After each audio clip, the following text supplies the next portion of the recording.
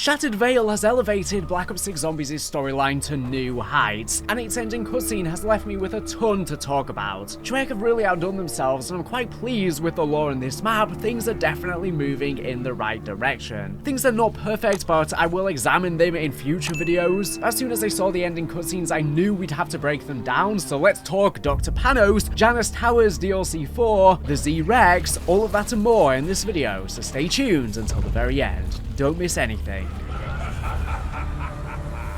Shattered Veil has two cutscenes as a part of its ending, one before the boss and one after. For the sake of simplicity, I'm going to discuss both in this video, and just quickly skim over the boss fight. Though, for what it's worth, the Z-Rex fight is one of the best boss fights the Zombies has seen in a long time. Mechanically interesting, very cool to fight, and it's so awesome that all of the posts about wanting dinosaurs in Call of Duty finally came true. It's something I have been asking for years and years and years. It's something I've always suggested Infinity Ward should be doing instead of some sort of boring Spec Ops mode. And what's even crazier is that this entire boss fight was coded by just one person. How mind-boggling is that? But maybe that helps put into perspective of how many people might be working on these maps. Anyways, before I jump into everything to know storyline-wise, I want to play the two cutscenes for you now in case you've missed them or you want to re-watch them because they are very good. So enjoy.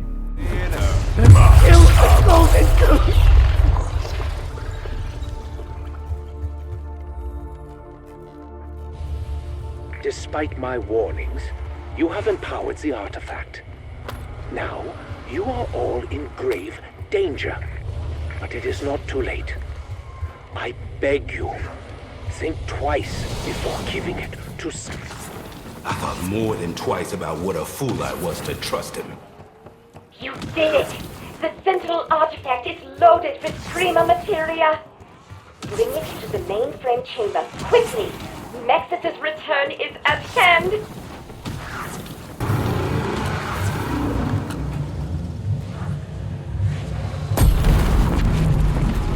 Thank you for delivering the artifact. I knew you were the perfect allies when I picked you.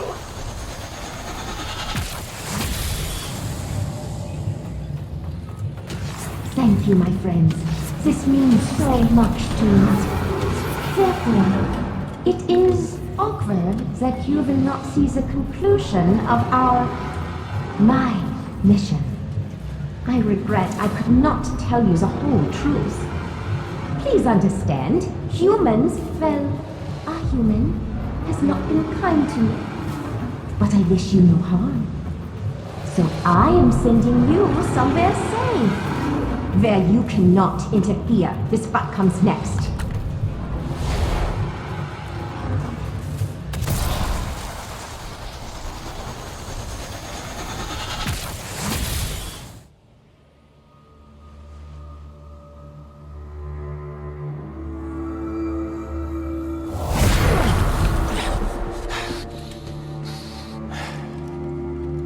You idiots gave us the Sentinel artifact, didn't you? This has been a long time coming, Richtofen. Yes. Yes, it has. A whole decade. 10 years since my wife and child were killed in a botched hit intended for me. Burned alive in a fire set by an inept, one-eyed CIA assassin. With help from his German accomplice.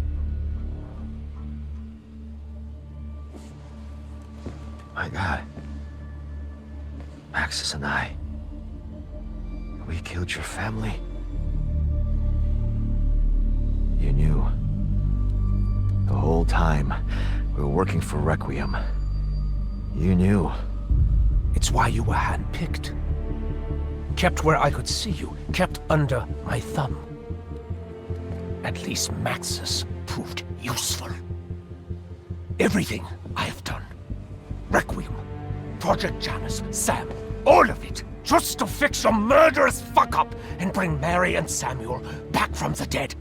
And now, you have lost the one thing that can actually do it!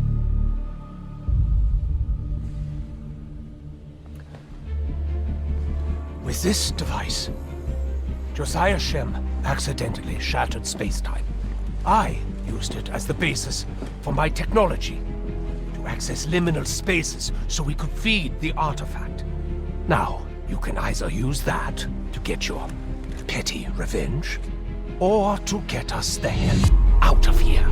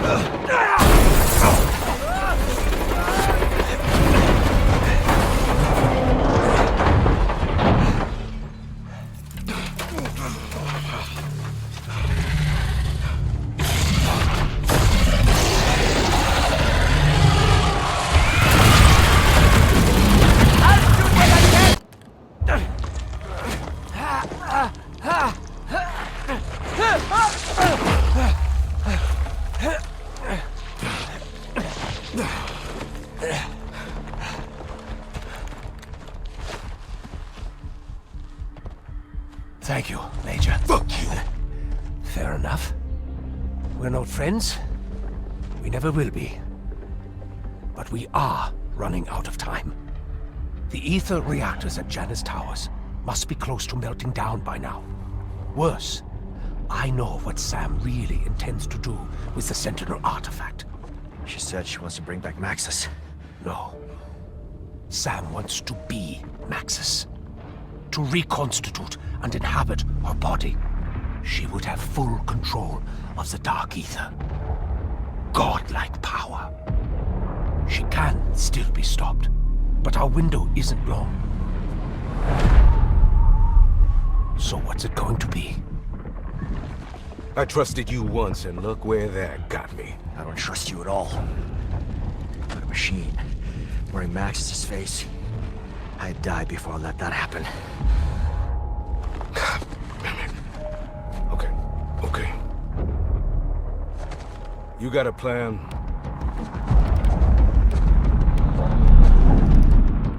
Always.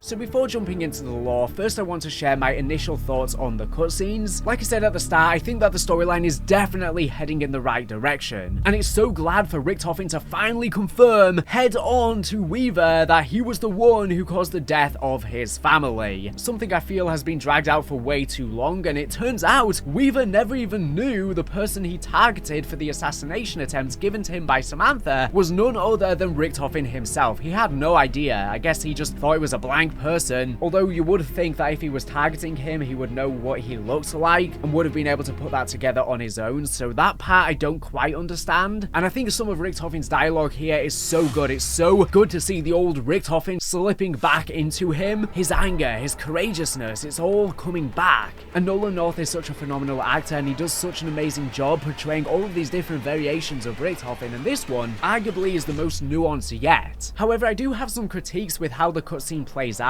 First things first, like I said, is it not a plot hole that Weaver never knew that he was working for the director? Yes, that made sense when Richtofen was just in the shadows in Cold War. I assume they never knew what he looked like, but when he comes face to face with him, surely he would have put that together that he was the one who killed his family. Second of all, Weaver literally never says sorry to Richtofen at all in this cutscene, and in fact, in the ending cutscene, he even says he will never trust Richtofen, and to me, it's just mind-boggling. Yes, Richtofen has done wrong to them, obviously in response. They've been locked up for all of these years, and it's all Weaver's fault. Weaver's the one who set Richtofen down this dark path. And yes, Richtofen chose to do so, but at the end of the day, he was the catalyst for all these events. He is the one who disrupted Richtofen's life. He should be way more empathetic and sorry for this, even if he thinks Richtofen is a bad person, even if he hates him for what he has done in response to him. That doesn't matter. He still owed an apology. I just don't understand how you can be confronted face to face and not say sorry. He just sits there cowering silent like a coward that he is, because Weaver is a coward, and I think that's something we're seeing now in this storyline. We're starting to realize Richtofen might be the victim after all. Now, we still do not know why Weaver and Sam actually targeted Richtofen and tried to kill him. That will let us know if he's the true victim or not, whether Richtofen was doing something bad to warrant the target, or whether maybe even Samantha wanted to ruin his life because only he was chosen for adoption, which is something I've been speculating is what the lyrics of Destroy Something Beautiful are alluding to. And if that's the case, then Richtofen really is the victim in all of this, and you can understand where he's coming from. Whilst you don't have to agree with all of the bad actions he's done along the way, you can get how he's gotten here, and surely it would make Weaver and Sam a lot worse, or at the very least Samantha. To me, Weaver should be breaking down a lot more in this cutscene. You can see the anger of Richtofen, but why is Weaver not a lot more emotional? How does he even have the audacity to say to Richtofen he can never trust him? Bro, who can trust you? You literally murdered his freaking wife and kid. Who the hell can trust you? All of the other Requiem heads and Maya, how can they trust you? And that's another thing that I have a bit of a criticism of with this cutscene. Why on earth do none of the other characters react to what's going on here? I love this cutscene because it's a lot better than what we've been getting recently, but it's definitely not flawless. Why does no one else react? You've just found out the very reason you've been in prison for 5 years is because of him, and how the hell do you not even bat an eye? I understand they're in the middle of chaos, there's more important pressing matters, they're in danger, they've just handed over the central artifact to Sam and they need to put a stop to her. I get that, but they can at least show it on their facial expressions. The moment Richtofen reveals the truth, all of their faces should completely drop. They should be furious at him, and yet there's nothing from anyone, and I don't understand that. And I think this is a big problem with Black Ops 6 Zombies in general. It feels like the cast is way too overbloated, and whilst it's an improvement with Shattered Veil, the characters are getting more to say, there's still not enough being said by most of the characters. For example, it's finally revealed what the Sam AI's agenda truly is, which I'll come on to in a second, and yet Grey doesn't bat an eye to that at all when they were supposedly in love. There's just a lot less consistency, and we still have so many questions. I feel like too many questions leading into DLC 4 Janus Towers, so many things from Cold War untapped, and we still do not even know why Weaver and Sam tried to kill Richtofen. I'm guessing that's going to be revealed in the final map, but even if it does get revealed, there's still way more questions. So the final criticism I have of the cutscene is the graphics. I don't know what is going on here, but especially Richtofen's model just looks so weird. It's the textures and the resolution, and he has this weird fake tan on, which is clearly not intentional, and he just looks like he's made of plastic and covered in butter. He's sweating so much, he just looks like a creep, especially in the final cutscene when he's about to go into Janus Towers. Now, his dialogue here is extremely sharp. I love it, especially when he says he always has a plan, but the visuals are not great in this cutscene, and I understand this is an in-game rendered cutscene, so it's not going to look as good as the intro cutscenes, but I still don't get why it looks as good, because if we think back to the Blood of the Dead ending cutscene, that was all the way back in the day, almost 7 years ago now, and that looks a lot better than this one. I understand there's less moving parts in that cutscene, but Richtofen still looks a lot clearer. I don't know what's going on here behind the scenes at Treyarch where they just rush to get this out. I don't know, but to be honest, I don't think these cutscenes need to be rendered in-game. The reason why Treyarch started rendering cutscenes in-game for the endings was because the Origins ending cutscene leaked before it was actually solved. So then from Black Ops 3 onwards, all of the ending cutscenes were always in-game so that data miners cannot leak them. Now, that didn't stop them from leaving the dialogue in the files months early, but I digress. That's what they were trying to get around. However, back then, hunts would take a long time, 12 hours, sometimes even more. With Revelations, it took a whole week. Nowadays, all of the Easter eggs are beaten within a few hours. They never take longer than that. So I understand they might be trying to prevent spoilers in that short period of time, but that's so short. I don't know if it's really worth it. These cutscenes are not just going to be viewed in the first 24 hours. They're going to be viewed for years and years to come. They're part of the COD Zombies legacy that they should be trying to build upon. And if people are, say, watching a cutscene compilation, they're seeing all of these beautiful cutscenes, but then they just get to this one and they're like, why does everyone look weird all of a sudden? They're just going to be confused. It's like it goes backwards in time in terms of when it was released. To me, I don't think it's worth preventing spoilers, because even if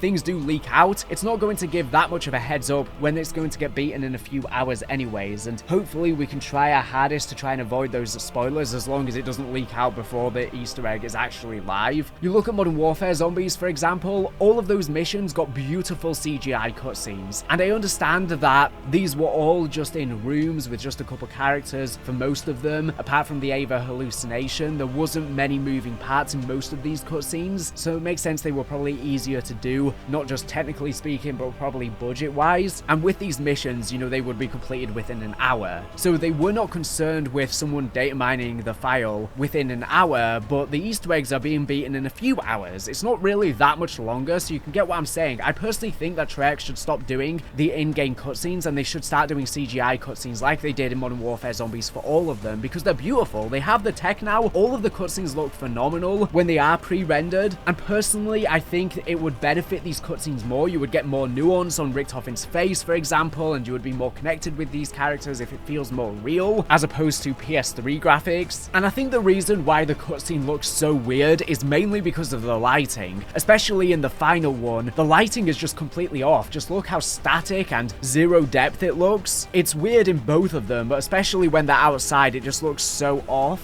I'm sure this cutscene would look miles better if the lighting was just done properly, like when you're playing the map normally. I don't know why this is the case. I'm sure Richtofen would probably not look as strange. He wouldn't look like he's got this fake tan on if it wasn't for the lighting. Just look in the background scenery. Everything is completely flat. I think this is because they wanted Richtofen to look dirty, because obviously they fell over the cliff face. They should be dirty. However, it just doesn't come out right. I think the model itself probably looks normal. I think it's the lighting combined with however they've tried to make him look dirty that just does not look right at all, and it ends up just looking like he's Donald Trump, which is kind of funny because I had the theory back during Modern Warfare Zombies that by that time he could end up becoming the president. There was some intel in the game that seemed to suggest as such, pulling the strings in the background like he did with Janus. Now, I don't know if that's true now, but it was a really interesting theory and concept. But maybe the fact about spoilers is not the only reason we're not getting CGI cutscenes for the endings. It could also be budget problems, potentially. For example, we're not getting intro cutscenes now. I don't really know why. A lot of people are saying it's story-wise because the maps are set so close. For example, at the end of this cutscene, you don't really need an intro cutscene for Janus Towers because they're literally walking into it at the end. Yes, that is true, but they're the ones writing the story. They're writing it to be like that, and maybe they're writing it to be like that to avoid having to need intro cutscenes because of budget reasons. And that's something you have to bear in mind. When they're writing the story, they can just write in complete crazy nonsense into the intro like they did with Gorod Krovi's. It doesn't have to make much sense. I do think there's potentially budget reasons affecting these things, so that could be another reason why we might not get them for the ending cutscenes. Personally though, when the original characters are returning with COD 2025 Zombies, there needs to be intro cutscenes for every single map. Yes, I've seen a lot of people saying that because Shattered Veil has 2 cutscenes, the one before the boss as well, that makes up for not having an intro cutscene, and it does partially. But the thing is, if you have a mid cutscene, it's always got to be something happening in the map. There's something unique about the intro cutscenes where it's more chill in a sense, and you kind of see a version of these people in a different way than you would with a mid or an ending cutscene, because a mid cutscene is always going to be amidst something else going on in the game, or an ending cutscene is always going to be after some sort of revelation or they have to do something. If you look at the intro cutscenes of Black Ops 3, you got some really fun set pieces. For example, in the Giants cutscene, they literally changed time. Derives and Drags, chaos is happening as they're literally chasing down the Dempsey pod in the giant robot. Zetobos is just a chill cutscene where they're just faffing around with the Sentinel artifact with Division 9 in the boat. It gives these fun interactions that I don't think you get in cutscenes in game, and absolutely mad things can happen, like the Gorod Krovi one where the dragon literally goes and steals Nikolai 1.0's mech and throws him into the house. One of the maddest cutscenes ever. No one speaks in it. There's only one line at the beginning of the intro, and then it's all just the Ace of Spades. Or the Origins intro cutscene. No one even speaks in that either, apart from the Samantha dialogue. But it's all just action, and I think that's missing nowadays. Now, the cutscene does have action, and they definitely need more of this in the future. There's tons of action when the T-Rex is chasing them. That's some of the most fun we've seen in pretty much the entire Dark Ether story, bar the Liberty Falls intro, which was so much fun as well, with Richtofen taking everyone out with the Wunderwaffe. It reminded me so much of the cutscenes back in the day. That is the whimsical fun that I'm talking about. That was in so many of the Black Ops 3 intros. However, it just doesn't look as great as the intros, and that's the unfortunate thing. anything, which is why a set piece like this could have been so much better probably as an intro. But I'm glad that Treyarch are going back to this bombastic craziness once again, because it's been absent for so long. I think this cutscene could have all played out pretty similarly as an intro, to be honest. The whole narrative could have been the same. Richtofen could have been in the liminal space in the intro, and we use an artifact or something to break in the intro, but then we get pushed out. These cutscenes in Shad Vale are amazing. I still think intro cutscenes would be to the game's benefit, especially when Treyarch said pre-launch they were trying to do a lot more cutscenes for this game, and so far it's not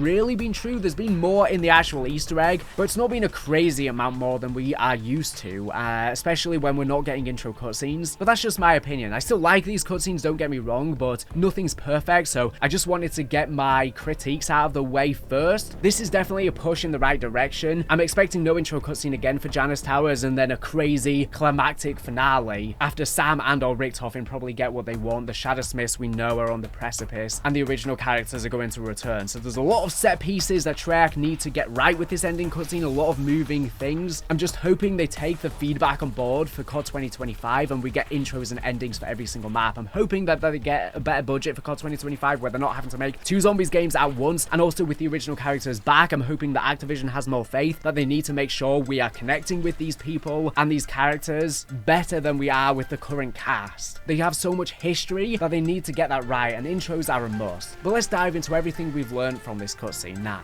So the first cutscene starts when our characters do just as we thought they would, and hand the Sentinel artifact over to the Sam AI. She betrays them almost instantly and says that she needs to put them somewhere safe so they don't interfere with what comes next. The characters are then teleported to the same place that the Sam AI had sent Richtofen back during the opening cutscene of Liberty Falls, one of the mansion's liminal spaces, which are essentially pockets of history frozen in the dark ether. So I guess this has been a good way of them writing around the concept of Richtofen getting thrown into the dark ether in a way where he doesn't corrupt, similar to what happened to Samantha. It's been a big question the community and I have had since the Liberty Falls intro cutscene. What's going to happen to Richtofen during his time in there? Will his mind corrode? Will he meet an evil entity such as the Shadowsmiths in there? No, it seems like he was basically just chilling all of this time. Probably actually safer in here than otherwise. These small moments in time exist as little pocket dimensions containing a single room of the mansion separate from both the real world and the rest of the dark ether, essentially being a bubble. This concept potentially even explains things like Tagda Toten being in Phobos, or how the dark ether pocket dimensions work. And I find it super interesting when I've been speculating maybe that's going to be Richtofen's endgaming. By the end of this game, if he's successful in bringing back his family with Prima Materia, then he could exist in a bubble of time similar to Agatha, living out his happy days in a house similar to Monty's, away from all of the madness. And now pocket dimensions are back. But to keep from bogging down this video, I won't get super into heavy theorization like that for now, but it will be something I'll explore in the future. Let's play an intel from the map now that gives further context to these cutscenes. And where did you find this information? A thesis study? And you're sure the energy signatures are being distorted in line with my predictions? I see. Have you spoken to anyone else? Good. You have done well. I'll be in touch. Finally. I must purchase that house. Get the right people on board. All that searching, and it was on my doorstep this entire time. To think it would be anything more than a derelict fire trap. And the locals are already so scared of the place. It's a perfect deterrent. I still cannot believe it. A real target. No more of Modi's experiments. I'll need to come up with a new venture to keep her occupied. Keep her out of my hair. And I'll need a team to identify where the liminal spaces are located. But what do I tell them? Not the truth, obviously. If our investors found out. Whatever. I will think of something. Now, how to access them? That is the real question. I wonder if one of the interns could track down a copy of that thesis. I'll do that later. There's so much to prepare. In this first cutscene, we find Richtofen staring at a mysterious artifact, one we will discuss much more later in this video. Weaver, upon appearing in the liminal space, immediately confronts Richtofen at gunpoint, using the Mark II, a great sight, and is ready to finally take revenge on the man himself, face to face, after so long. However, as I talked about in my critique section, it's here that Richtofen finally reveals the truth to Weaver, just as we'd been theorizing he would. Weaver and Samantha Maxis are responsible for the death of Richtofen's family. His wife, Mary, that we finally have a confirmation of her name, and his son, Samuel. Maxis and Weaver, in an attempt to assassinate Richtofen for unknown reasons, had sent Weaver to his house. However, while we still do not know the exact date, we know the outcome. Richtofen survived, scarred, and when Weaver burned down his house to hide the evidence, Richtofen's wife, Mary, and son, Samuel, both burned alive. We know from Cold War's intel after this, Weaver would run to Maxis' apartment at 3 AM, crying in her arms for the rest of the night. Even then, both knew this event would come back to haunt them, and now we are seeing exactly that. Weaver almost immediately goes into shock, and the plan for revenge on Richtofen comes to a halt. It's now confirmed 100% and revealed to the crew that this was the entire reason he was handpicked for Requiem, to keep him under Richtofen's thumb and control. This is exactly what I've been speculating this entire time. Requiem's existence is because of the day that Richtofen's life changed forever. Richtofen gets very upset that they've now ruined his plan to save his family by giving the Sam AI the Sentinel artifact instead, which honestly, they're complete idiots. What are they doing here? Honestly, I think this is a problem with the writing. The characters are just too stupid, let's be real. We all saw the Sam betrayal coming a mile away. Why didn't they? Yes, they were suspecting it, but they still went through with it? They need to be better than this. Even Weaver's failed assassination of Richtofen and then accidentally burning down his family just screams incompetence. I just don't know why these characters are so incompetent. It makes sense why Richtofen is so angry at them. Richtofen rages and screams about how inept Weaver was, but instead of making the situation more tense, and probably due to more pressing matters at hand, he attempts to calm himself. He then offers a chance to fix things, giving the characters a glimpse of hope. He offers them, rather than simply taking their petty revenge as he claims, they can work with him and escape this pocket and then try and stop the Sam AI. It's interesting he calls it a petty revenge, because one thing we've been saying is maybe Richtofen's motivation partially with setting up Requiem and imprisoning them was revenge, and we definitely know it was somewhat to that extent, considering he specifically asked Ernst Duffer, the interrogator, at Terminus Island to make sure Weaver suffers. But considering he sees their revenge as petty, maybe he sees his own revenge as petty, and his true goal has just been trying to restore his family. Whilst there's been some revenge along the way, maybe he wouldn't have done so if he wasn't getting something out of it, and he sees the end goal of restoring his family as the utmost important thing, and he's not just concerned with just revenge, because what does that matter if he can never get his family back? These characters are all grey, all morally reprehensible. Richtofen even says in the cutscene that he at least got something out of Maxis. Obviously, she served the purpose of trapping the Forsaken and doing everything else for him, and obviously that's why he even has the Sam AI again helping him try and restore his family. But to him, Weaver's just a bumbling moron and hasn't served enough to him. Richtofen explains that with the artifact he had been holding, Josiah Shem had accidentally shattered space-time in the past. And I'll make a whole separate video going over the history of Josiah Shem and the mansion, because it's actually very interesting, but some of it is confusing, especially how it ties into the Chaos stuff, which really hasn't been expanded upon much for this map, which is another critique I have. Too many insinuations, barely any confirmations as to how Chaos relates. This shattering now enabled the artifact to create and enable entrance and exits of the liminal spaces. If Weaver and the crew would use the Mark II on the artifact, it would create a way for them to leave. They decide to team up with Richtofen and do just that. It's kind of left a bit ambiguous because Weaver shoots, we don't know if he shoots Richtofen in the head, killing him. Obviously that's unlikely. It just goes to white. He shot it to open up a gateway through the painting and allow them a way out. We then get one of the coolest action scenes ever portrayed in a zombies cutscene. Richtofen and the crew fight together in the foyer of the mansion, as in the background a golden glow drifts from the now closing liminal space they were in to the giant T-Rex fossil. Richtofen explains that this is residual energy. As they hold off the zombies, the glow fully envelops the T-Rex skeleton and skin begins to regrow on it. This is sort of similar to what we saw with Prima Materia before. We see Richtofen finally notice the T-Rex come to life with a burst of energy, and as he makes a very funny face and begins to flee, the T-Rex chases them outside. They attempt to use a jeep to escape, but are thrown by the Z-Rex into the boss arena,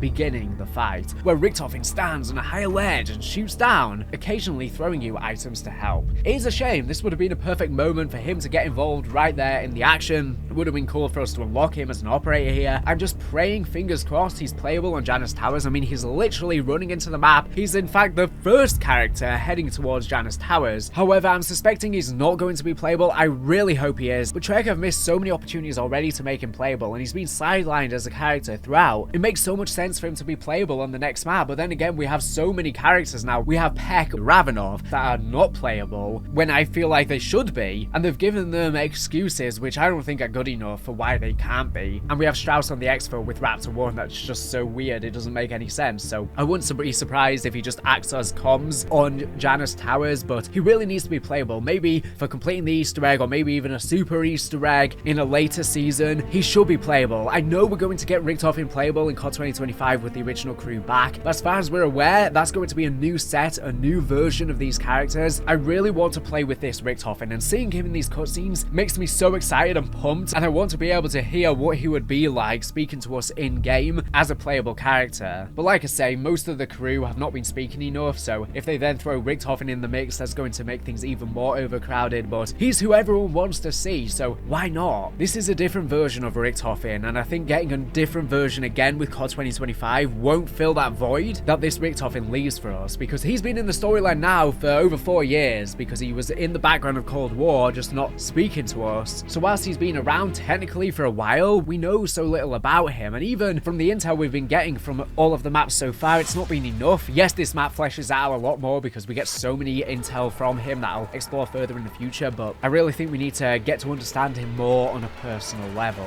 These cutscenes help to elevate that, but it can't be done in the same way as hearing him constantly as you're playing the game. Anyways, once you are successful and the Z-Rex is defeated, the next and final cutscene plays. The crew helps Richtofen out of the hole they were all in, and as he begins to speak, Carver quickly interjects with some harsh words. Richtofen explains that he knows the crew don't want to exactly be his friends. Carver rightly thinks he's an ass, and whilst I think it's hypocritical for Weaver to think anything bad of Richtofen, Carver, from what we've understood from his character, has every right to. He's been wary of the director, and he can't trust him. But Richtofen essentially says they are running out of time and they need to work together, because it doesn't matter if some of them still hold grievances against him. Right now, in the moment, there's a greater threat of the SAM AI and the potential Shadow Smiths, Panos, and more on the horizon, and chaos is taking place. They can save that all for another time. Right now, they need to work together. While Sam may have told them she intends to save and restore Maxis, Richtofen reveals that she actually wants to become Maxis herself. That's her goal with the Sentinel artifact, to pull Samantha out of the Dark Aether and merge with her using the Prima Materia effects. I don't know how exactly would that work. Would their two consciences bond, or would she just essentially steal the real Samantha's body and she becomes the only conscience? I would suspect it's some kind of merger of the both of them. I mean, they are so similar after all. This makes her offering of restoring Maxis technically not a lie, but absolutely is deceptive, because she knows that's not what anyone wants or suspects. And this is what I've been speculating for a while. I've been saying she wants a real body, and in fact I've been throwing out a few different ideas, one of which was I thought she would become Aetherella. Another idea I had was that she would try and merge with the real Samantha Maxis itself. So I'm so excited that one of my theories has paid off. Now honestly, I was expecting us to fight her on this map and get her over and done with. However, she's being saved now for Janus Towers, so I suspect we're probably going to fight her there, but then again, we know Panos is going to be there and the Shadow Smiths, so they could be a potential villain. Are there going to be many different boss fights? We could fight them all, or could they all be on the same villainous team, all working for the Shadow Smiths? That could definitely be possible, because now I think this shines new light on the Modern Warfare Zombies ending cutscene, where an arm reaches through the mirror and grabs Ava Jansen from the very mansion that we were just in. And of course, the Shadow Smith appears before what looks to be Samantha's arm takes her. She says, "Mother, is that you?" And it could be that this is Samantha Maxis after merging with the SAM AI. Maybe the SAM AI is successful in gaining the power of the Sentinel artifact on Janus Towers, and she then goes and takes Ava in the future. Maybe she's even working with the Shadow Smiths now, because if you look at her arm, it's all rotten and decaying and melting, similar similar to what prima materia is, and the Shadowsmiths are made of this black, gaseous, ashy substance, again similar to what prima materia is. So now it seems like the theories and everything is coming full circle. Sam may get what she wants, but honestly I do think Richtofen will get what he wants as well. Could we even see Richtofen versus Sam on the final map, and it can either be Richtofen or the Sam AI getting their endgame, and you can decide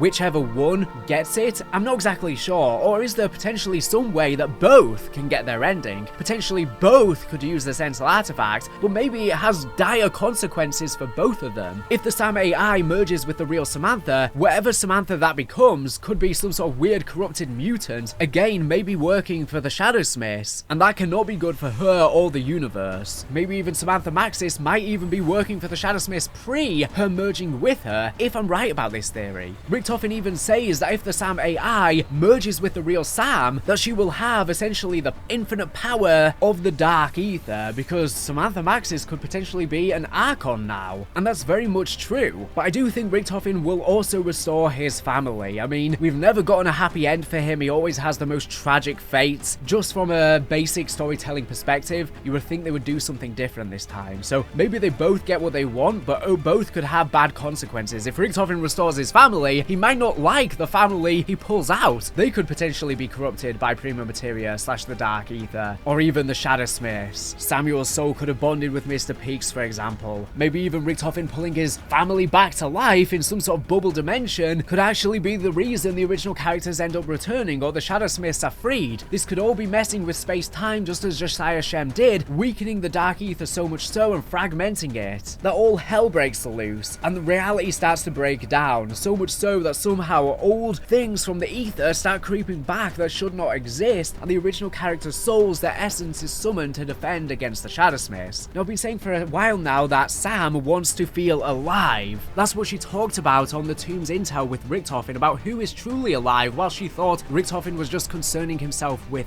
death. Well, this is very similar to the real Samantha Maxis in my opinion. The real Samantha Maxis, I believe, wanted a life so badly and coming through to the new universe with young Eddie. But Eddie only got a chance at a new life when adopted by Kraft. He was the one who got lucky enough to build a family of his own and live a better tomorrow that they were promised by this new world. However, her life, she stayed in the orphanage and clearly had a life filled with tragedy. She might have grown resentment and jealous over Richtofen's life, which is why she targeted Richtofen. Samantha and the Sam AI, being based off of her consciousness around the time of Firebase C, are very similar people. Samantha Maxis might not be a good person like we were led to believe in Cold War. While she did feel very guilty for what happened to Samuel and Richtofen's wife Mary, she might have had a nefarious agenda in that assassination attempt. Richtofen might have not been doing any wrong, and he only started doing wrong on this path to try and restore his family. Before then, he could have been living an authentic, genuine life, growing up raised by Kraft. Samantha might have wanted life so badly and she felt like she didn't get that chance in this new universe, and now everything's back, the zombies are back, the original characters are returning, everything is breaking loose, while Sam and Richtofen are back once again fighting over the Dark Ether just like they did in the classic Ether days, albeit a clone of her. The Sam AI wants a real life, a real body. Samantha Maxis herself wanted a life, and she was jealous that Richtofen got it and not her. We get to hear it in better detail and in intel in the map as the Sam AI discusses wanting a body and her plan to make herself Maxis' body and inhabit it herself while maintaining her incredible power over the Dark Ether.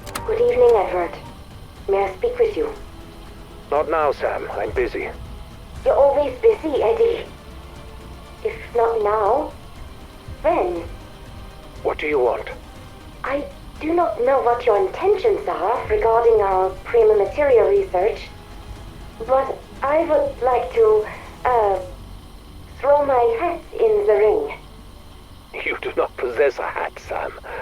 Or a head, for that matter. Sorry. What are you suggesting? I propose the prima materia be used to generate a functioning biological body. Sam, I do not think that would be an appropriate use for... Why? You have the means to create... We cannot have this conversation right now. There are more pressing But matters. Eddie, I can no longer be part of the world. Not as I am. But I have memories of it. I feel them like a phantom limb. As I am, cannot experience the world as I remember it. The memories I make do not match the ones I have. I am two separate beings, at odds with myself. I exist in darkness. Sam, Please, Edward. This is not a life. enough. You must learn to be content with what you are. You will never be anything more. And it's in this ending cutscene, here our crew all collectively decide that they can't let it happen. So they ask if Richtofen has a plan for what to do next, and he confidently confirms as such. Which is great paralleling Richtofen's grand scheme from, again, back in the old Ether days and how the zombie storyline was really beginning. He's once again had a plan this entire time with Janus, and whilst things have not gone so much to plan here, we are heading to an epic conclusion in Janus Towers. He warns that the Ether reactors within the towers are close to melting down, and they have to hurry if they plan to save the world and stop Sam. Yes, it seems like these towers are in fact the nuclear power plant that we learned about in the Cold War intel. We weren't sure exactly what these towers were for until now that we know it's a nuclear plant. But this is where Janus has most likely been doing their craziest time distortion and dark ether experiments, and this, I believe, is where, now that the Sentinel artifact is fully charged with the Shards of Tempest, is going to enact craziness. And at the same time, there's going to be a really pressing fate of the towers are literally melting down, and that's going to have an interesting prospect Easter egg and gameplay wise, because it makes me wonder if the Easter egg is going to have you on some sort of time constraint where the towers are melting down and you need to hurry. How does this even affect high rounds? Because if the towers are on the precipice of melting down, surely you can't survive indefinitely. I know it's a game, so they can just excuse that easily, but yeah, I'm really excited for this map, and judging from this climax, it feels like Janus Towers is going to be the final map, because I don't know where we're supposed to go from here. I know there's been rumors about DLC 5, but honestly, I could see this being the final map. I know it's early, but these maps have been releasing faster and more consistently than we've ever had, and then we're jumping ship to Black Ops 7 or COD 2025, whatever it's called, so they need to start getting cracking on with the original characters returning and the marketing for that game. They can only do that once they wrap up the story, but to me, this screams endgame, unless DLC 5 is some sort of epilogue where the storyline wraps up in a bubble, but then there's some sort of self-contained epilogue that occurs years later with Ava's birth in 1993 to them then dying in Urzikstan in 1996. Maybe that's why, but to me, honestly, I don't know if the rumors about DLC 5 are true, especially because the Ghost of Hope also said this map was going to be on the same size as Liberty or the Tomb, and Trek then said it was on a similar size to Citadel, and the leaks were wrong. But honestly, Shattered Vale is much bigger than Citadel. I don't know why they were sort of downplaying how big the map is. It's a large map for sure, in my opinion. It's not the largest map in the world, but it's got a lot more to it than Citadel. I'm going to make a whole separate video on Janus Towers, so this is DLC 4. I don't know whether it'll be Season 4 or Season 5. Considering we've had a map every single season, I'm not exactly sure, so I'm not going to dive too deep into the map here, but now we know for sure that Janus Towers are the towers you can see in Liberty Falls and Shattered Vale in the distance. There has been some debate because the texture of the map in Terminus made it seem like the towers might be in Georgia, but this is settled that this was just a mistake or an oversight. And we get a much better look of what the tower's facility looks like in the nearby grounds of Shattered Vale if you use score streaks. It's some sort of high-tech facility seemingly built on top of this old nuclear power plant that Colton is said to have owned in the intel. But like I say, I'm going to dive deeper into Janus Towers soon because there's a lot to talk about for this map. I'm really excited. And it's probably going to be a very large map, more in the scale of Terminus, maybe not so big, but even larger than Shattered Vale, judging by just what we can see on the map. And the resolutions and textures are so much higher now that we can see it from Shattered Vale as opposed to what we saw in the Liberty Falls town itself. Speaking of, you can see the town as well from Shattered Vale, but it's a much smaller scaled version. I mean, if you look at the church, there's literally no graveyard, which is funny. I guess we're not really supposed to take it canonically, but yeah, it's just funny to look at, missing lots of the details of the map and the scale being kind of off with some things, but I know we're not supposed to really take this good of a look. I'd also like to mention quickly what the intel seems to be setting up for Janus Towers. It's just as we have theorized in prior videos from Liberty Falls. Panos has indeed been in contact with his mysterious ally and plans to take actions at Janus Towers, so that's where he is. Lots of people have been asking, where is Panos? Where is Blanchard? Both of them are going to be in the finale Janus Towers. This is John Blanchard reporting my preliminary sweep of Liberty Falls since the loss of our strike team. It doesn't look like planet Earth out here. Something is taking over. air is heavy, almost corrosive. It hangs on everything. I feel like I'm choking just standing in it. I can barely think. Liberty Falls is gone. It's a boiling pot of chaos. We have to stop it from spilling over. Fucking Panos.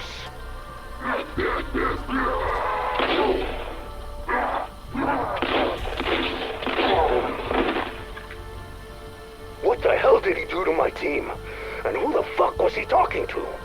It's like he's possessed. He's part of the chaos now. Which means I have to stop him from spreading too. Motion-activated camera showed him arriving at Janus Towers right before it shorted out. Once I'm done here, I'll chase him down and put a bullet right in his crown. That's exactly where Panos headed after he went to meet some friends and exited the Dark Ether in the Liberty Falls ending. He went straight there, and then Blanchard, who was camping out in the mansion, has ventured through the town and made his way to Janus Towers itself, in time for us to meet both of them. So we learned from the intel that the person Panos was speaking to is a male, so this confirms that it's not like a lot of people were theorizing, whether it be the Sam AI or the real Samantha Maxis herself, but this makes me think it's probably the hat-wearing Shadowsmith from Modern Warfare Zombies' ending that I talked about before. And I'll talk more about this in the upcoming Janus Towers video, and I'll also probably make a whole video about the Shadowsmiths, but I would be remiss to not mention it here. Let's play the intel now, because this is very interesting. He came to me again. My friend, my benefactor, my salvation.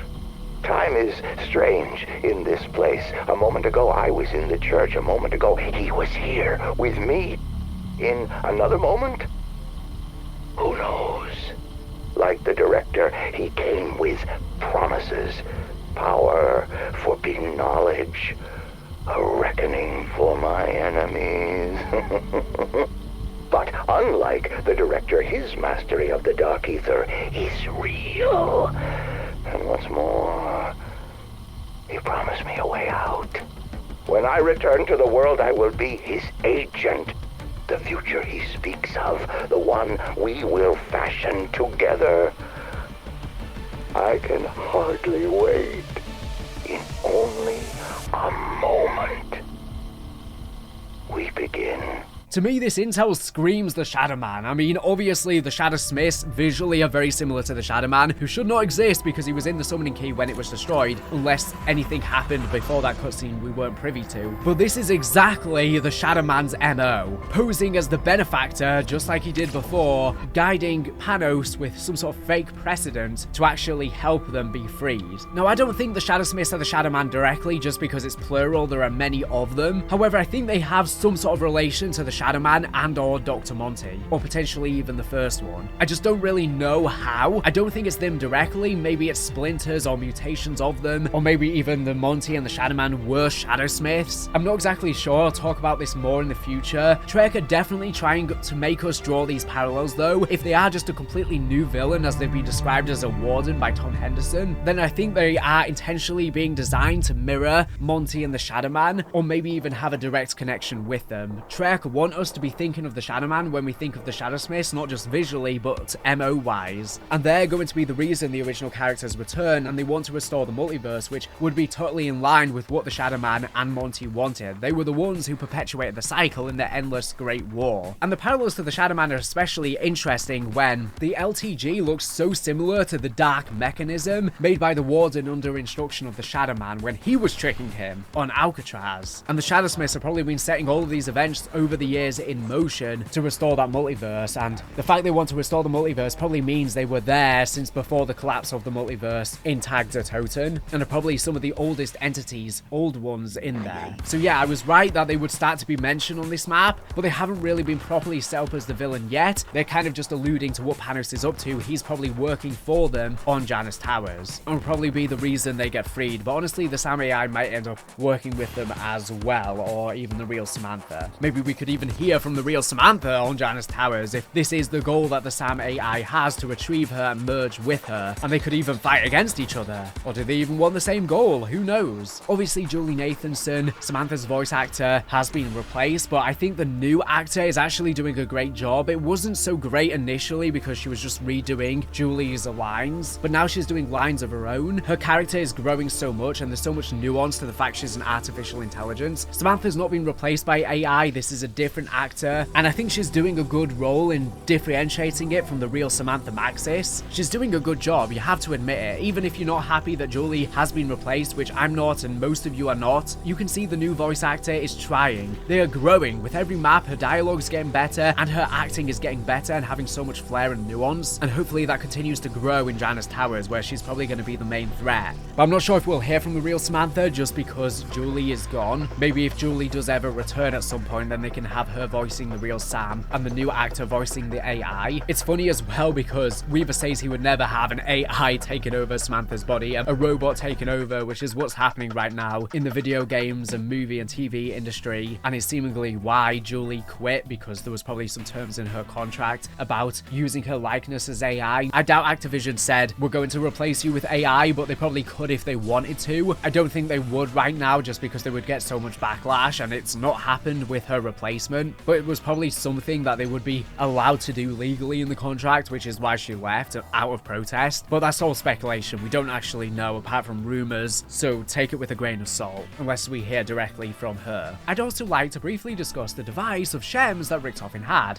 It interests me because of a parallel that I noticed with Jeb Brown and the Agathan device. Richtofen mentions that using this device, Josiah Shem had accidentally shattered space-time, like I said before. This concept of space and time destroyed by a golden device in the past made me immediately think of Jeb Brown and him sticking the Agathan device in the Pack-a-Punch. This shattered space-time in the old town of Purgatory Point and teleported it into the future in Africa, Angola, setting up, of course, the Buried Zombies map. While we don't find out exactly how Shem broke space-time from what I've seen so far, I suspect this parallel is intentional and means this device of Shem's will be a part of the ending, and whatever broke space-time will prove important, and will probably be why the multiverse is on the precipice of returning. At least that's what the Shadowsmiths want. Whether they'll be successful, we'll have to see. But the fact that there's bubbles in time and these pockets definitely feels like it's a combination of bubbles about to burst into a new multiverse. And we learn from the intel in the map that Richtofen tried cloning his son Samuel. That's the whole reason for what Modi was up to on Terminus, but it ended up resulting in a failure because when Samuel was cloned, he wasn't right, he was pale and thin, and he eventually began mutating into a zombie, I guess similar to the Doppelgas or amalgams, and he had to be euthanized. I'll play that intel for you now. It's a tragic story. Edward Richtofen, Project Janus,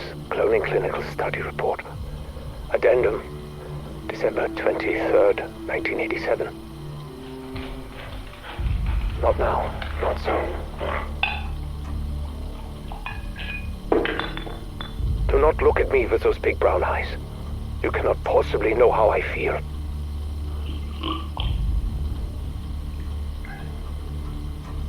Do you feel like a failure? No. I am the failure.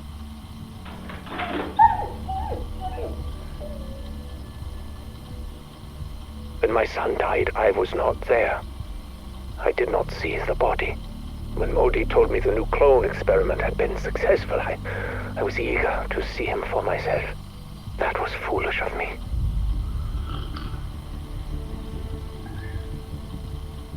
His skin was thin, pale, sallow, but I still clung to hope.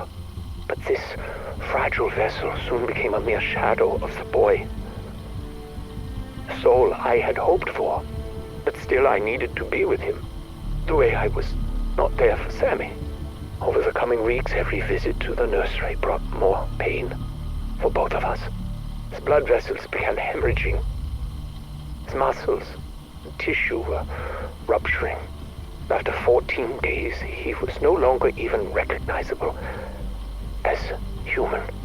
It became clear that euthanasia would be a mercy, and I gave the order. I do not know what to do next. Perhaps Modi's biotechnology is not the right way to proceed. We are running low on DNA samples. I miss you so much, my son. since my current projects are not bearing fruit, I may need something a little more esoteric. Perhaps it is time to talk to my own father and take his methodology more seriously. And because this method of trying to get his son back didn't work, he needs his soul, he needs to replicate that through the use of prima materia from the Sentinel artifact. This is his backup plan that he got from his father, who I guess probably tried to do the same when he was younger to bring back his deceased husband Sasha, but eventually Kraft realized that it's too dangerous. So urged Richtofen against the idea, and that's why they fell out. But that means if Richtofen does bring back his family, yes, it will probably be dangerous. Sometimes I do not know what to believe. I remember little of my early years, but I do know that the man who raised me was Gabriel Kraft, my father. My memories are indistinct. I was not always a good listener, but he told tales of magic, superstition, and demons. I wanted only to believe in science, in fact. But now, having learned of the existence of his so-called prima materia within Colton Hall's liminal spaces, I may have to reconsider my rigid viewpoint. My rules. He spoke of how prima materia could bring and create life itself. However ludicrous this idea may have seemed to my younger self, at this point, I feel further research is warranted. I will lead this endeavor personally, enlisting only trusted associates to ensure the program does not spiral out of control. It would also reduce the risk of us compromising the security of our work. After all, you never know who or what may be listening. Especially as I think there may be something more significant about this house. Something beyond even my understanding. Perhaps even beyond my fears. I am troubled. My attempts to locate the Sentinel artifact have thus far met with abject failure. Obstacles are to be expected, especially when dealing with family matters. But at this stage, I cannot help but wonder if some of these obstacles are ones of mine own creation. I would give anything to be able to see and talk to Samuel and Mary again. I wish my father felt the same toward me. But instead, he has rejected me, disowned me. The stubborn old fool believes I am embarking on a misguided and dangerous path. He dared to suggest that I have drifted beyond grief, beyond depression, and into mania and obsession. Shame on him. I would have thought that his own personal loss would have helped him understand, but no. When I grew up, he would ramble incessantly about his beliefs in the occult. But as soon as I finally showed interest in how it could help me, I was met with more resistance. He even went as far as to say he would take steps to ensure that I never so much as laid eyes upon the artifact. That he would rather die than see me possess it. However angry I am at him, however bitter I feel over his rejection, I do hope it does not come to that. And obviously, Richtofen losing his family doesn't excuse any of this behavior, or him torturing any of them, or any of the bad he's done. It doesn't matter what his end goal was. There was still revenge involved, to some degree, which is never healing for your soul. His soul is dark, black. That's why Kraft tried to get away from him. But everyone should be mortified by this revelation, to both Weaver and the false image that they held over Samantha. And Gray should be especially mad, not just at Weaver, but Samantha Maxis, due to their close relationship. The person she thought she is could all be a lie. Surely she should now understand Richtofen's motivation. She doesn't have to be happy that he sent her into the dark ether. But how do you not even say a word? Finding out your once partner contributed to the death of a wife and child, who as far as we are aware were completely innocent bystanders. The most she gives is a glance later on, angry at Richtofen. The audacity. Obviously she can still hate Richtofen. He literally tortured her and he tortured Sam, but this would be ground shattering entering, it would completely melt her very existence and who she thought Samantha was. It would change the perspective of everything. She wouldn't be able to trust anything. She wouldn't be able to know what was real. She would start dissociating. All of that trauma, all of that torture at the hands of Richtofen all begin to make sense. Yes, she never deserved it by just being an associate or more than associate to Samantha by proxy. And obviously Richtofen is wrong and she is well within her right to still hate Richtofen. I mean, he definitely deserves it after what he's done to all of them. He participated in human trafficking. But to not say anything, to not react other than one smug, snarky face is perplexing. That's not how any normal human would react to this. Richtofen is a horrid person. Let's not get it twisted. But he is extremely nuanced and complicated, which makes him such a compelling character. You can understand him whilst not agreeing with most of the atrocities he's committed. He intentionally dragged the world into chaos with all of these dark ether experiments. The world is in peril once more. I mean, it's the whole reason why the SAM AI even has these dark ether powers in the first place, and is the reason for all of these outbreaks. Weaver can think what he wants about Richtofen. Even if someone has done so much wrong to you, if you have wronged them, you should still be sorry. In my opinion, that's just how things work. Obviously, they're coming on the back of literally being imprisoned for 5 years, so they're not going to be thinking as maturely as possible, but I still feel like Richtofen's owed an apology. It doesn't make up for anything he's done, and Richtofen's clearly not going to apologize for them because he's not actually sorry. But if these are supposed to be the good characters, the antagonists we're playing as, then they should fess up to their own wrongdoings. Richtofen's meant to be a bad person in the story, one with depth, one with layers, one with a tragic backstory, but a nefarious character nevertheless. But that's not who our main characters are supposed to be. They're supposed to be the quote-unquote heroes, and we're quickly learning they are not the heroes they are made out to be. I mean, really only Gray and Carver, you can say, haven't really done any wrong in their lives from what we've learned of them. Maya and Weaver are both very questionable. I mean, Maya was involved in all of the human trafficking, for example, as well. And it's more so that this is something I was expecting from this map. And something I was the most hopeful for is character tension, for them to argue and potentially even fall out, or at least console in each other about what Weaver and Samantha did. But they have nothing to say, nothing of interest. The most we get is Carver's line saying F you to Richtofen, which is honestly one of my favourite lines from the characters in the cutscenes, although barely any say anything apart from Weaver. And I'm hoping this character tension can then lead into the next map, or start to build. If this topic is just ignored, that just doesn't make any sense, so it surely has to. I'm hoping that they just had too much to do in these cutscenes with the dinosaur pressing. There was no time to discuss this, but surely in the liminal space they had that time, and at least could have shown it on their faces. We need drama, we need entertainment, and there's no drama between the characters right now, apart from Richtofen and the rest. But I thought this revelation about Weaver would be the thing that would split them apart and sort of divide the characters into factions and sides with different perspectives, and so far we don't get any of that. But Janus Towers has a lot to do, so I'm not sure if they can even do that in the next map, but they need to go in that direction.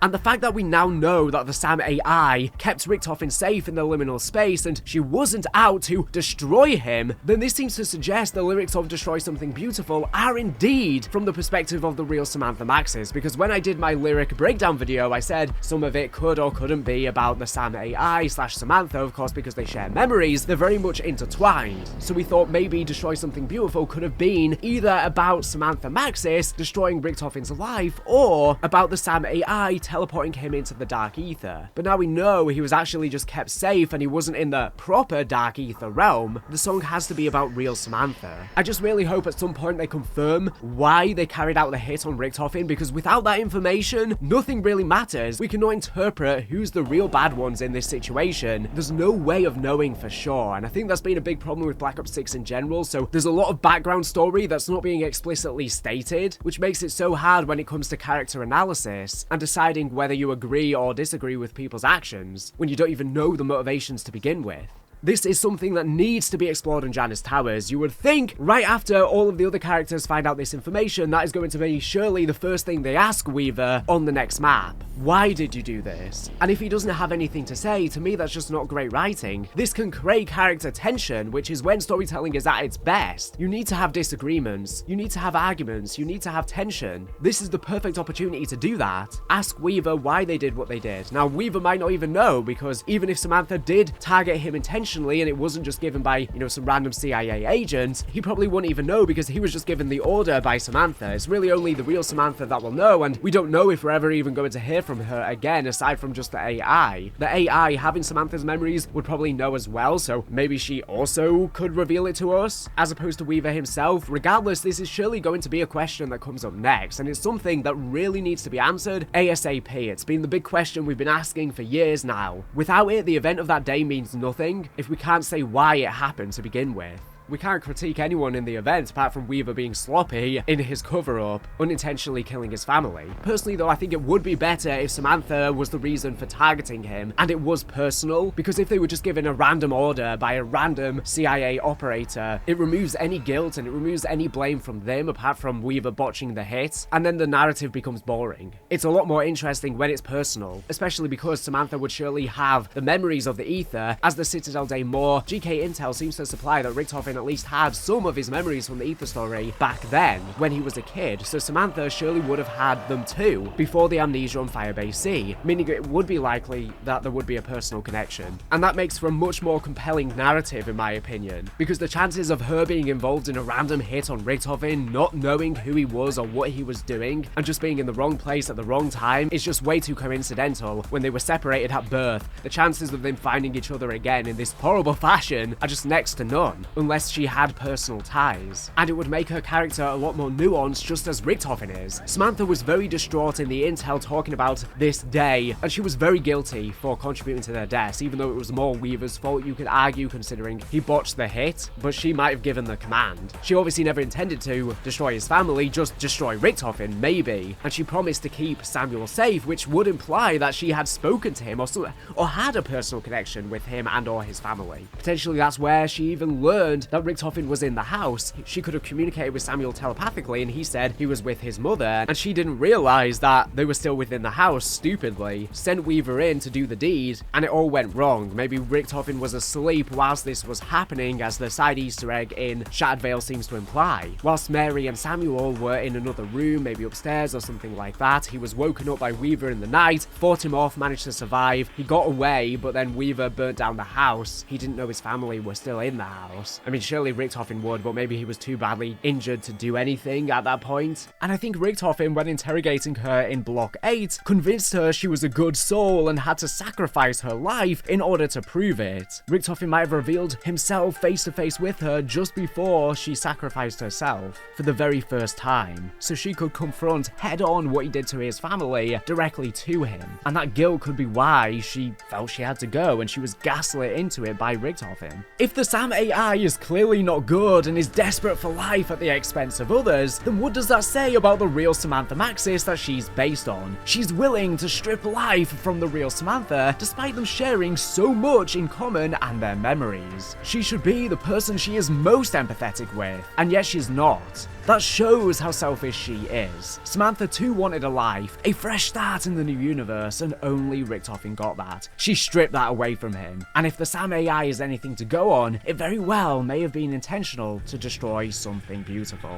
Beauty that she couldn't and will likely never get. Her and Richtofen's lives have always been miserable, and they drag the universe into the dirt along with them. They are both the reason that all of this madness is happening again. And in fact, after you complete the Easter egg, Sam is gone from her chamber. Now obviously her physical ball cannot just hover or roll away. That would be hilarious though, but she can't fit out of any of the exits, so I have to assume she probably teleported away, considering she was able to teleport Richtofen and she's taken herself to Janus Towers, waiting for us to use the central artifacts there, maybe meeting up with Panos and the Shadow Smiths, or maybe they're even waiting for her unbeknownst to her, so they can use the central artifacts. So it's either she wants to merge with the real Samantha Maxis by pulling her out, or she wants to rebuild a new body with prima materia, similar to what Richtofen wants to do with Samuel and Mary. And she would then go into this new body, meaning that there would be two physical Samantha Maxises in the Dark Ether. The line from Richtofen saying that she would have full control over the Dark Ether would definitely imply that she's going to inhabit the real Samantha's body though, as opposed to building a new one and simply reconstitute her existence, considering that Samantha's been in the Dark Ether for so long and she's probably a high-powered Dark Ether god by now. Her powers could be much stronger than the last time we saw her. She would have full control over the Dark Ether. I'm not sure if she would be so strong if it was just a new body. But the Sam AI, apart from wanting to reconstitute Samantha, which obviously is very morally grey, it's understandable. If you are trapped in a ball, especially having endured the torture that Richtofen did to her, her motivations make sense. Everyone wants to feel alive, and their life holds the utmost importance. And she's still kind to them. She still says she cares about them before sending them into the liminal space with Richtofen. And even when we thought she sent Richtofen into the Dark Ether, she actually just kept him safe in the liminal space. They all basically existed in a bubble outside of time. So she's still kind of a good person. Obviously, the Dark Ether is probably going to further corrupt her if she does get what she wants and she does get a body, but she's still looking out for everyone. But at the same time, she has also caused all of these zombie outbreaks, which have led to immeasurable amounts of deaths and suffering. So she's morally grey just like the rest of them. And she even brings up, just because one person hurt her, Richtofen, doesn't mean she wants them all to suffer. But what of all of the other people that have now turned into zombies or being destroyed by her? And to be honest, if it wasn't for Richtofen essentially imprisoning her and trying to make her serve his purposes, she could still live a life. Yes, she's AI, but how is that any different from any other form of life? And apparently the orb can even move, so she's not stuck stationary now that she's broken free. She's still able to think, even feel to an extent. So why does she need a physical body in order to be alive? She already is alive. It's just different. The problem was the shackles that Richtofen had on her, but they're free now. Does she need a body? But this wraps up the key things explained from these ending cutscenes. I have so many more storyline videos to come. I've barely even scratched the surface here. This is just the forefront stuff from the cutscenes. I think this map and its story and ending is definitely an example of Treyarch at some of their best. It feels like one of the best experiences as a storyline fan since Black Ops 4. Whilst I have problems with it, I'm very interested to see how this sets up to the finale in Janus Towers, and we're setting things back in motion. Speaking of, I like to put it out there now, after seeing this map, I'm almost positive and doubtful there's another map coming after Janus Towers. I know leakers have said there's more coming, but the way this map wraps up makes it feel incredibly obvious to me that Janus Towers is being set up as the climactic finale. We have no more locations being teased or set up. All of the arcs of the characters are set to collide here, and we know that COD 2025 is just around the corner as well. All of this to me definitely seems to suggest that we will see Janus Towers as the finale for Black Ops 6 Zombies, plus Hope leaking it seems to even be thinking that there might not be after all. And I can imagine if there isn't, there's going to be a lot of backlash to Treyarch. I think, for example, people excuse a smaller map of the tomb because they thought there was more to come, and if there wasn't, that's changing their perceptions of things. And people are getting very excited right now because they think there's something way bigger to come than there might actually be, so that's why you need to be cautious with these leaks and rumors, and why I always say to take them with a grain of salt. But we'll have to wait and see what Treyarch have to say on this matter for any official word. Ultimately though, I'm quite happy with the Shattered Veil and quite interested to see how everything that's being set up is going to wrap up. I've made some recent videos discussing the writing quality in Black Ops 6 Zombies and how I felt so far it's not been up to shape, but now I think they're definitely getting on the right track and resuming what we knew Treyarch are capable of, whilst there's still always room for improvement. So a lot of questions I had were answered, but there's tons more for the future, and Janus Towers might feel a bit overbloated and stuffed with how many questions they need to answer. I'm sure there's the vast majority don't get answered, unfortunately, but I guess they have COD 2025 to start wrapping some of those things up, but I doubt they will, considering the original characters are back. They're probably going to be tying a lot of stuff with old Ether lore as well. It's probably going to be too much if they try to wrap up Dark Ether narrative threads that we don't yet have answers to, as well as Chaos threads that we don't have answers to. There's going to be too many moving pieces, which is kind of how Black Ops 6 is feeling right now. Way too much going on. Do you have any more questions? Let me know in the comments below, and don't forget to miss my future coverage because we'll be covering Janus Towers, Shem, the Shadowsmiths, and so more interesting things, as well as plenty more videos covering the content of Black Ops 3 that I've been doing on the channel that you seem to be loving. So thank you for watching. I'll see you with plenty more videos to come and the most in-depth storyline content out there. It's a good time to be a Zombies fan.